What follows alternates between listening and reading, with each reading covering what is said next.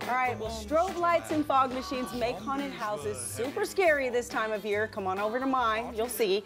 But there are some places that don't need any help to raise the hair on your neck. And we're joined by author and writer Rita Cook, who knows firsthand about the supernatural events that occur in some unexpected locations because you have seen them, you have written about them, and they're here, right? They are. We have them in the Dallas-Fort Worth area. We certainly do. Oh, boy. So tell me about some of these places. Well, the first place I'll talk about is I grew up in a haunted house in Oak Cliff. Okay. Over off of Coombs Creek. And I remember my mother used to never want me to go down Coombs Creek.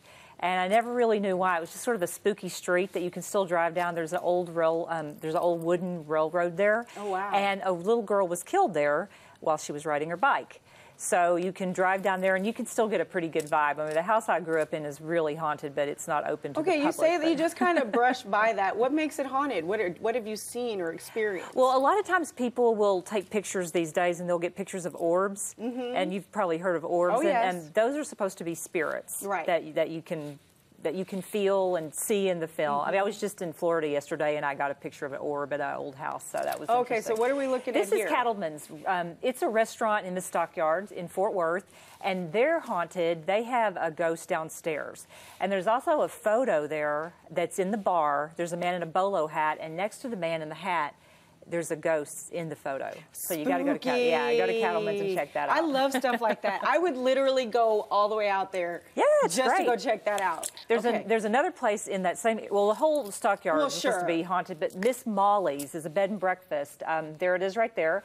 It is the first bed and breakfast in Fort Worth, and it used to be a brothel. So there's a couple of ladies that are still there. Interesting. Miss Josie was the brothel maid or the head of the, I don't know what they call the head of the brothel. We'll call her a madam. The madam. And in her room, they find pennies there that are just sort of left. And you can also get locked in the rooms there when the doors aren't locked. And that's happened quite a few times. Okay, so like the pennies were tips back in the day, I guess? I guess it was a good tip back then. Oh, man, we got to hook that madam up. Oh, yeah, really. All right, so what other places have you seen that are kind of spooky, haunted, have some history? And it always seems to be these places with histories, exactly. Right? Now, this is Thistle Hill. This is also in Fort Worth. You can go there now. It's a museum that you can go check out. You can rent it for events, you can rent, yes, you can. And upstairs, there's a ballroom that's actually sealed off, and there's a rocking chair that gets moved around a lot. It used to be in plastic, and people have found the plastic off of it, and it's just sort of a spooky experience. You know, there's just little things going on, footsteps when there's nobody there, and I think you have to really be in a place for a while and sort of know what the feeling is before you realize there's a little bit something going on. So in these books, do you kind of just get the histories of these places, the experiences people are having in them, and sort of that kind of deems them haunted, but to really get that experience, you need to get in the trenches and be there for a while. I think so. I mean, sometimes if you're really fortunate, you can see a ghost or feel a ghost, but I think sometimes you have to sort of understand what it feels like before, you know, and then you can feel the ghost. Oh, man. Any other places in these books we need to know about? Well, in my Haunted Dallas book, we talk about Snuffers, and Snuffers is an old restaurant here, and the ghost the ghost usually is seen between the old and the new, where they renovated, and it's a woman. And actually, somebody's actually said they saw her sitting on the cigarette machine at one point. She moves There's drinks a around. cigarette machine in Snuffers? In the past, there was. Not anymore.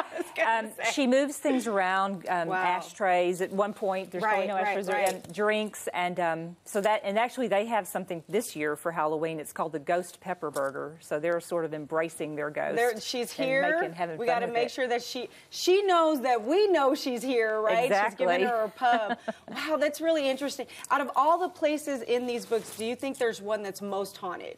Well, I always think that there's a place called Reindeer Manor in Red Oak, Texas, and it's actually a haunted house for Halloween, but it's haunted otherwise too. I mean, there were murders there. There's a lady that hung herself there, and they used to have like the woman was a spiritualist that lived there, so she would have seances, Ouija boards, all the good stuff that you want to stay away from.